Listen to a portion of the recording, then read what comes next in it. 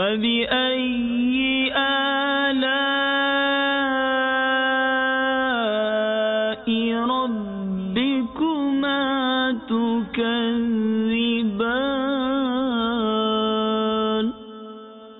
ترجمہ کنز ایمان، تو اپنے رب کی کون سی نعمت جھٹلاؤ گے؟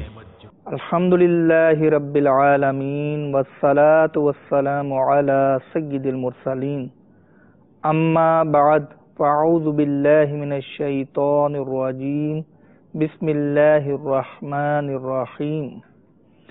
الصلاة والسلام علیک یا رسول اللہ وعلی آلک واصحابک یا حبیب اللہ۔ الصلاة والسلام علیک یا نبی اللہ وعلی آلک واصحابک یا نور اللہ۔ میٹھے میٹھے اسلامی بھائیوں اور مدنی چینل کے ناظرین، فرمان مصطفیٰ صلی اللہ تعالی علیہ وآلہ وسلم ہے، جسے یہ پسند ہو کہ اللہ عز و جل کی بارگاہ میں پیش ہوتے وقت اللہ تعالی اس سے راضی ہو، اسے چاہیے کہ مجھ پر کثرت سے درود شریف پڑھے۔ صلو علی الحبیب صلی اللہ تعالی علی محمد۔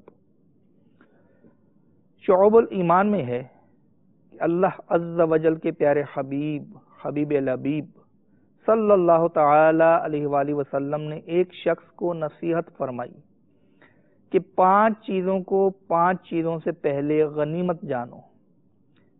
نمبر 1، بڑھاپے سے پہلے جوانی کو۔ نمبر 2، بیماری سے پہلے تندرستی کو۔ نمبر 3، فقیری سے پہلے غنا کو۔ نمبر 4، مشغولیت سے پہلے فراغت کو۔ نمبر 5، اور اپنی موت سے پہلے زندگی کو۔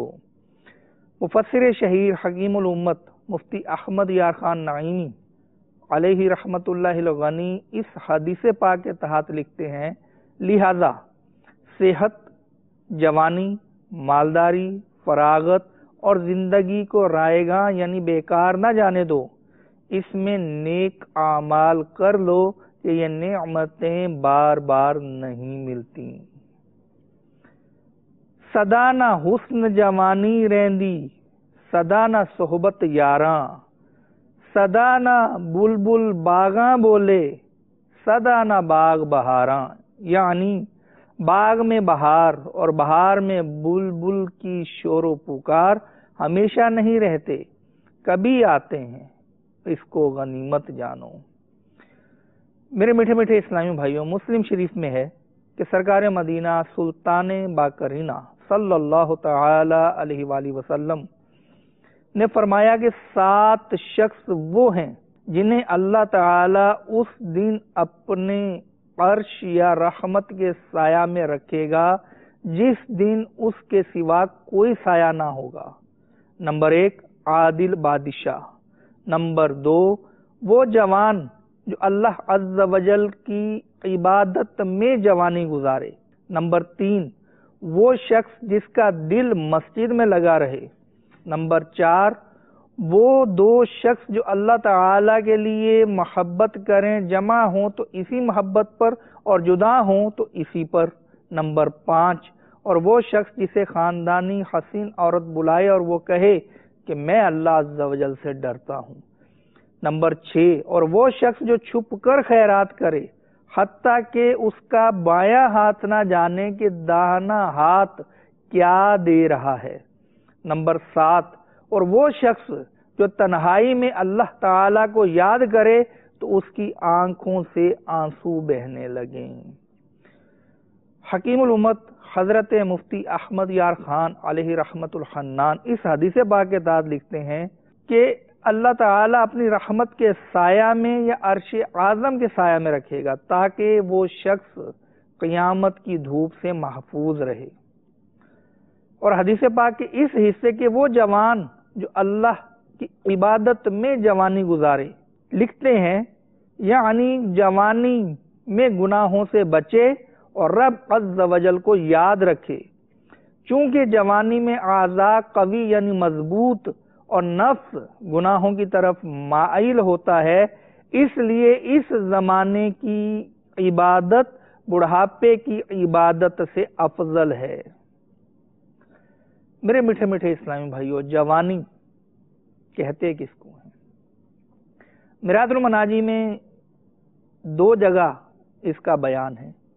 ایک جگہ لکھا کہ بالغ ہونے سے لے کر 30 سال کی عمر تک جوانی ہے، اور ایک جگہ لکھا کہ 18 سال سے لے کر 30 سال کی عمر تک جوانی ہے۔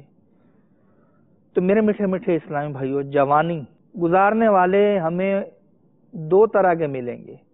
ایک وہ نوجوان کہ جو اپنی جوانی رب تعالی کی اطاعت میں بسر کر رہا ہوگا۔ ایسا جوان اپنی آنکھوں کو حیا سے جھکا کے رکھے گا، اپنی زبان کو شریعت کی لگام دے کے رکھے گا، اپنے کانوں کو حرام سننے سے بچائے گا، اپنے ہاتھوں کو حرام چھونے سے بچائے گا، اپنے پاؤں کو حرام کی طرف جانے سے بچائے گا، تو وہ جوانی کی نعمت کا استعمال اس طرح کر رہا ہوگا کہ شریعت کے دائرے سے باہر نہیں نکلے گا۔ ایسا ہی جوان رب تعالی کا پسندیدہ جوان ہے۔ اسی کے بارے میں تو آیا کہ عرش کے سائے میں رکھے گا۔ اور دوسری طرف ہم دیکھتے ہیں تو ایک وہ جوان ہے جو اپنی جوانی گناہوں بھرے کاموں میں گزار رہا ہے، وہ فضول اور گناہ کے کام کرتے وقت جوانی کو آڑ بناتا ہے کہ ابھی تو جناب ہم جوان ہیں، ابھی تو خوب زندگی کے مزے لینے دو۔ اس مزے لینے میں کیا کرتا ہے؟ وہ طرح طرح کے گانے سنتا ہے، اس کو قرآن پاک کی ایک سورت یاد نہیں ہوتی صحیح طرح سے، اور معاذ اللہ سینکڑوں گانے اس کو ازبر ہوتے ہیں، اس کو مسائل معلوم نہیں ہوتے، نماز کی شرائط معلوم نہیں ہوتی، نماز کے فرائض معلوم نہیں ہوتے، لیکن معاذ اللہ ثم معاذ اللہ اپنے پسندیدہ گلوکاروں کے نام مع ان کی دیگر معلومات کے یاد ہوتی ہیں۔ ایسا نوجوان فلمیں اور ڈرامے دیکھے گا، طرح طرح کے جو ایکٹر اور ایکٹریسز، ان کے نام، ان کے مقام کے کہاں رہتے ہیں، کیا کھاتے ہیں، کیا پیتے ہیں، کیا پسند کرتے ہیں، کیا ناپسند کرتے ہیں، کس کی عمر کتنی، یہ ساری معلومات اس نے جمع کی ہوتی ہیں۔ اور پھر اپنے ہاتھوں کو گناہ کی طرف بڑھائے گا کہ یہ ظلم بھی کرے گا اپنی جوانی کے زوم میں کہ میں جوان ہوں ابھی۔ پھر یہ گناہوں کے اڈے کی طرف بھی جائے گا کہ جہاں پر جوا کھیلا جاتا ہے، جہاں پر گندے کام ہوتے ہیں، جہاں پر رب تعالیٰ کی نافرمانیاں ہوتی ہیں، اس جگہ جانے میں اس کو لطف آتا ہے۔ ایسا نوجوان اپنی آنکھوں کو بد نگاہی کر کے حرام سے پر کر رہا ہوگا۔ ایسا نوجوان ایسی ہی محفلوں میں جانے کا شوقین ہوگا جہاں پر اس کی مرضی کی فحش باتیں اس کو سننے کو ملیں، اس کی مرضی کی فحش باتیں اس کو کہنے کو ملیں۔ تو میرے میٹھے میٹھے اسلامی بھائیوں، یہ 2 قسم کی جوانیوں کے کنسپٹ آپ کے سامنے ہیں۔ ایمانداری سے اپنے آپ سے سوال کیجئے اور دیانتداری سے اس کا جواب لیجئے کہ ہمیں کس طرح کی جوانی گزارنی چاہیے۔ ہمیں وہ جوانی گزارنی چاہیے کہ جو اللہ اور اس کے رسول عز و جل و صلی اللہ تعالی علیہ وآلہ وسلم کو پسند ہو۔ ہمیں ایسی جوانی گزارنے سے بچنا ہے جس سے ہم اللہ و رسول عز و جل و صلی اللہ تعالی علیہ وآلہ وسلم کی ناراضی کا شکار ہو جائیں۔ ہمیں آج ایسے دوست پسند آتے ہیں، ایسی محفلیں پسند آتی ہیں جہاں پر ہماری منچاہی بری باتیں ہوں۔ ایسی محفلوں میں جا کر شریک ہونے والے، ایسے دوستوں کی صحبت میں بیٹھنے والے خبردار ہو جائیں۔ جامع الصغیر میں امام سیوطی رحمۃ اللہ تعالی علیہ نقل کرتے ہیں کہ حضور تاجدار مدینہ سرور قلب و سینہ صلی اللہ تعالی علیہ وآلہ وسلم کا فرمان باقرینہ ہے کہ اس شخص پر جنت حرام ہے جو فحش گوئی یعنی بے حیائی کی بات سے کام لیتا ہے۔ اسی طرح منقول ہے کہ 4 طرح کے جہنمی کے جو کھولتے پانی اور آگ کے درمیان بھاگتے پھرتے ویل و ثبور یعنی ہلاکت مانگتے ہوں گے، ان میں سے ایک شخص وہ ہوگا جس کے منہ سے پیپ اور خون بہہ رہی ہوگی۔ جہنمی کہیں گے اس بدبخت کو کیا ہوا کہ یہ ہماری تکلیف میں اضافہ کر رہے۔ کہا جائے گا کہ یہ بدبخت خبیث اور بری بات کی طرف متوجہ ہو کر ایسے لذت اٹھاتا تھا جس طرح کے ہم بستری کی باتوں سے لذت اٹھائی جاتی ہے۔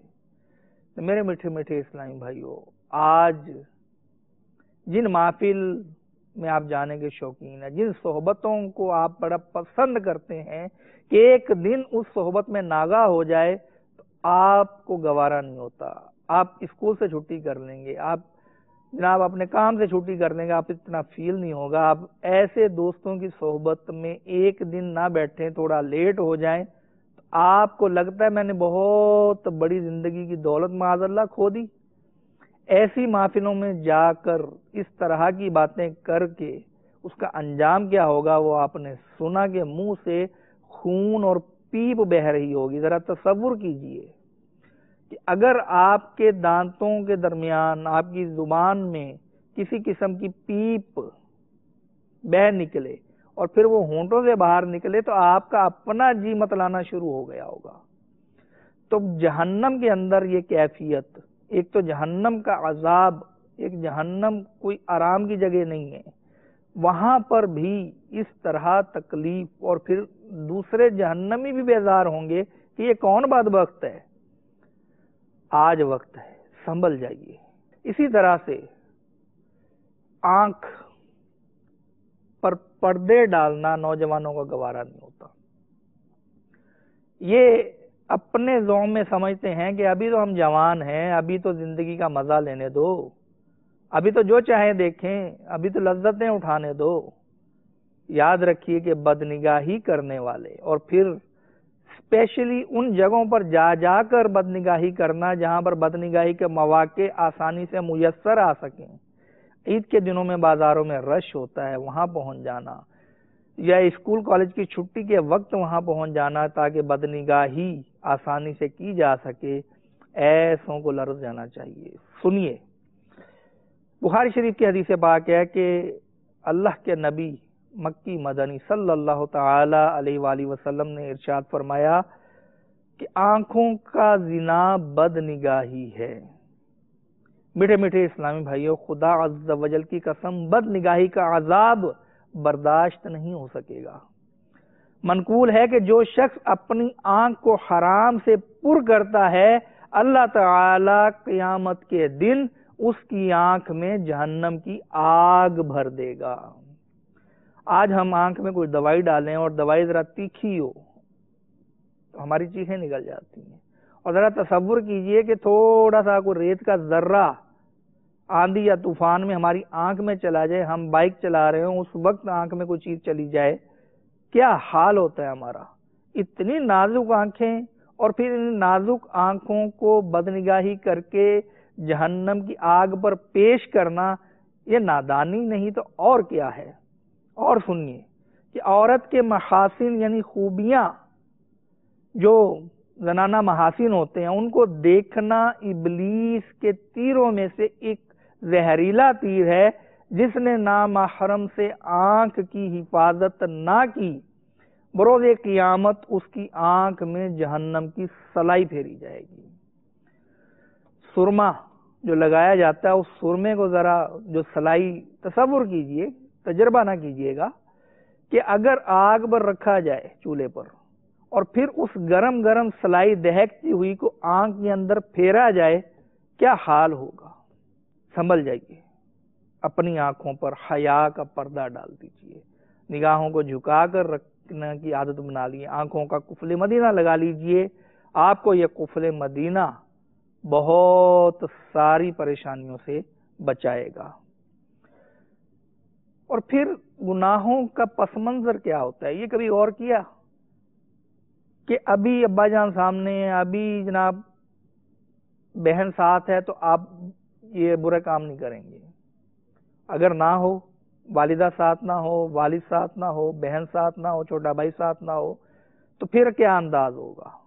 پھر آزادی محسوس کریں گے. تو میرے میٹھے میٹھے اسلامی بھائیوں، مکی مدنی سرکار صلی اللہ تعالی علیہ وآلہ وسلم نے ارشاد فرمایا کہ جب تجھے حیا نہیں تو تو جو چاہے کر. یہ ڈرانے کے لیے ہے، یہ تحدید کے لیے ہے کہ حیا ایک ایسا بند ہے کہ جو ہمیں برائیوں کی طرف جانے سے روکتا ہے.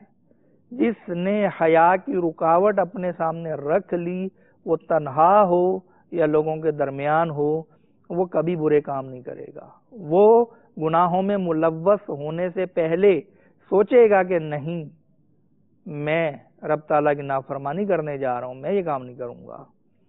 اسی طرح سے جوانی کا جناب بہت اینگر ہوتا ہے. اینگری ینگ مین، کہ اینگری ینگ مین ہے کیا؟ کہ جس کے چاہے گھونسا لگا دیا، جس کے چاہے تھپڑ لگا دیا، جس کے چاہے جناب بائک کا نقصان کر دیا، جس کے چاہے گاڑی کا نقصان کر دیا. ہمیں کون ہے پوچھنے والا؟ جناب ہم جوان ہیں. تم ہوتے کون ہو ہمیں چھیڑنے والے؟ ہم تمہیں مزہ چکھائیں گے. یاد رکھیے کہ آج اگر آپ نے کسی کو مزہ چکھانے کی کوشش کی تو پھر معاف کرنے کی فضیلت سے محروم ہو جائیں گے. معاف کر دینا اختیار کیجیے. آپ کسی کو معاف کر دینے کو بزدلی سمجھتے ہیں؟ یہ بزدلی اگر ہوتی تو اس کے فضیلت کا بیان ہوتا. یہ بزدلی نہیں ہے، یہ بہادری ہے. کہ بہادر وہ ہے کہ جو اپنے آپ پر قابو پالے. پہلوان وہ نہیں ہے کہ سامنے والے کو پچھاڑ دے. اپنے آپ پر قابو پالے، اپنے غصے پر قابو پالے، اپنے اینگر پر قابو پالے. سنیے کیا فضیلت ہے معاف کرنے کی. حضرت سیدنا ابی بن کعب رضی اللہ تعالی عنہ سے مروی ہے کہ سلطان کون و مکان رحمت عالمیہ صلی اللہ تعالی علیہ وآلہ وسلم نے ارشاد فرمایا کہ جسے یہ پسند ہو کہ اس کے لیے جنت میں محل بنایا جائے اور اس کے درجات بلند کیے جائیں، تو اسے چاہیے کہ جو اس پر ظلم کرے یہ اسے معاف کرے، اور جو اسے محروم کرے یہ اسے عطا کرے، اور جو اس سے قطع تعلق کرے یہ اس سے ناتا جوڑے.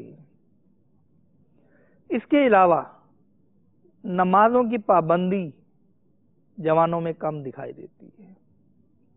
آپ مسجد میں جائیے، آپ کو بڑی عمر کے افراد زیادہ ملیں گے. جوان بھی نمازیں پڑھنے والے ہیں. میں نے تو پہلے ڈکلیئر کر دیا کہ دو قسم کے جوان ہیں. ایک وہ جوان جو قابل رشک ہے، اور ایک وہ جوان جس جیسا نہ بننا قابل رشک ہے کہ ہم ایسے نہیں بنیں گے. بہرحال تو نمازیں چھوڑ دیتے ہیں، نمازیں قضا کر دیتے ہیں، جماعتیں چھوڑ دیتے ہیں. تو حافظ ملت حضرت مولانا عبدالعزیز رحمت اللہ تعالی علیہ یہ ایک جگہ سمجھاتے ہوئے فرماتے ہیں کہ یہ بتاؤ کہ اگر کوئی شخص کئی راتوں کا جاگا ہوا ہو، تھکا ہارا ہو، کسی اچھے سے کمرے میں اس کے لیے اچھے سے اچھا آرام دہ بستر لگا دیا جائے اور ہر طرح کے آرام کا سامان مہیا کر دیا جائے، اب اس تھکے ہارے انسان سے یہ کہا جائے کہ اس کمرے میں سو جاؤ، لیکن ساتھ میں یہ بھی کہہ دو کہ اس کمرے میں ایک سانپ دیکھا گیا ہے، آپ بتائیے کیا اس کو نیند آئے گی؟ آرام دہ بستر ہے، سہولتیں موجود ہیں، کیوں نیند نہیں آ رہی؟ سانپ کا ڈر اس کو سونے نہیں دے گا. تو سانپ سے ڈر کر انسان کی نیند اڑ جائے تو فجر کے وقت سونے والوں کو عبرت پکڑنی چاہیے کہ اللہ تعالی کا عذاب ہم برداشت نہیں کر سکتے. تو اگر فجر کی قضا کر دینے کی عادت ہے کہ سونے کی حالت میں ہی فجر کا وقت نکل جاتا ہے تو سنبھل جائیے. کوئی بھی ترکیب بنا لیجئے، الارم لگا لیجئے، کسی اسلامی بھائی کو کہیں وہ آپ کو جگا دے گا. تو آپ نے اگر نیت کر لی نا تو کام کرنے ہوں تو راستے بہت، نہ کرنے ہوں تو بہانے بہت. تو نمازوں کی پابندی بھی اختیار کرنی چاہیے. اسی طرح میرے میٹھے میٹھے اسلامی بھائیوں، نوجوانوں کو سمجھانے کے لیے بھی حکمت عملی درکار ہوتی ہے۔ اگر جوانوں کو لاٹھی لے کے سمجھایا جائے گا تو شیطان اور نفس ان کو مزید ورگلائیں گے، مزید ان کو تیش دلائیں گے۔ کیسے سمجھانا چاہیے کہ حضرت سیدنا معروف کرخی علیہ رحمت اللہ القوی ایک دن بغداد میں دریائے دجلہ کے کنارے تشریف فرما تھے۔ ایک کشتی میں سوار چند نوجوان وہاں سے گزرے جو گانے بجانے اور شراب نوشی میں مصروف تھے۔ آپ رحمت اللہ تعالی علیہ کے ساتھ جو موجود تھے حضرات، انہوں نے عرض کی کہ یہ لوگ پانی پر اللہ تعالی کی نافرمانی کر رہے ہیں، ان کے لیے بد دعا کر دیجیے۔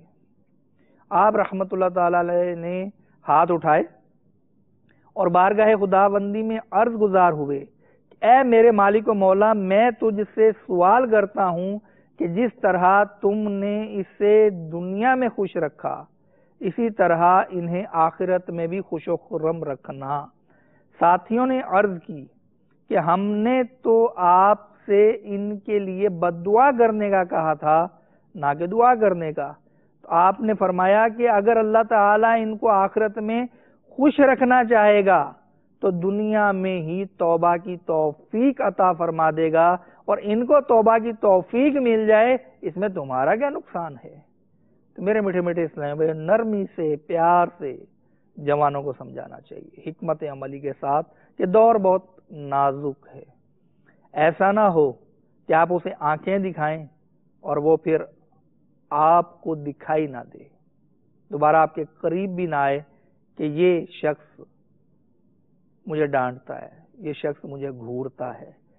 ایسی محبت دیں، ایسی نرمی دیں، ایسی شفقت دیں کہ وہ آپ کی نرمی اور شفقت سے ہی شرم کر کے گناہوں بھری زندگی سے توبہ کر لے۔ تو نوجوانوں کی توبہ کے واقعات تو بہت سارے ہیں۔ تو یہ جو جوان آپ دعوت اسلامی کے مبلغین کی صورت میں دیکھتے ہیں، یہ ایک سے ایک، دو، پھر دو سے چار، چار سے چھ، یوں ہزار، پھر ہزار سے لاکھوں سے کروڑوں دنیا میں پھیل گئے۔ تو یہ انفرادی کوشش نرمی سے کرنے کا نتیجہ ہے۔ ان نوجوانوں کو کسی نے زبردستی عشق رسول کا جام نہیں پلایا، بہت پیار سے، شفقت سے، محبت کے ساتھ یہ آج عشق رسول میں تڑپتے ہیں، یہ خوف خدا سے رونے والے نوجوان ہیں۔ آپ بھی آئیے، دعوت اسلامی میں آئیے، آپ کی جوانی سنبھل جائے گی، آپ کو جوانی گزارنے کا سلیقہ آ جائے گا کہ ہمیں اپنی جوانی گزارنی کیسی چاہیے۔ لیکن شیطان اور نفس لمبی لمبی امیدیں دلاتے ہیں۔ وہ لمبی امید کیوں ہوتی ہے؟ اس کی وجہ یہ ہوتی ہے کہ جوانوں کو موت کم آتی ہے، اور جب تک کوئی بوڑھا فوت ہوتا ہے تب تک کئی نوجوان بھی تو فوت ہو چکے ہوتے ہیں۔ تو جوانوں کو بھی موت آتی ہے۔ زلزلہ جب آتا ہے، جب سیلاب آتا ہے، جب کہیں کوئی ناخوشگوار واقعہ ہو جاتا ہے تو اس وقت حادثہ ہو جاتا ہے، تو آپ بتائیے کہ صرف بوڑھے مرتے ہیں؟ اس میں بچے بھی فوت ہوتے ہیں، اس میں خواتین بھی جان سے گزرتی ہیں، اس میں جوانوں کو بھی موت آتی ہے۔ تو جب موت آنے والی آئے گی تو پھر ہم اس سے جھوٹی امیدیں باندھ کر کے ہم لمبا عرصہ جی جائیں گے، اس لمبی امیدوں کے بلبوتے پر گناہوں میں مشغول رہنا یہ نادانی نہیں تو اور کیا ہے۔ تو اپنی جوانی کو عبادت میں گزاریے، کہ اپنی جوانی عبادت میں گزارنے کا انعام سنیں۔ مدینے کے تاجدار صلی اللہ تعالی علیہ وآلہ وسلم نے ارشاد فرمایا کہ اللہ عز و جل اس نوجوان سے محبت فرماتا ہے جو اپنی جوانی کو اللہ کی عبادت میں گزارے۔ اللہ تبارک و تعالی ہمیں جوانی کی نعمت کی قدر کرنے کی توفیق عطا فرمائے۔ آمین بجاہ النبی الامین صلی اللہ تعالی علی محمد، صلو علی الحبیب صلی اللہ تعالی علی محمد۔ فَبِأَيِّ آلَاءِ رَبِّكُمَا تُكَذِّبَانِ ترجمہ کنزُل ایمان، تو اپنے رب کی کون سی نعمت جھٹلاؤ گے؟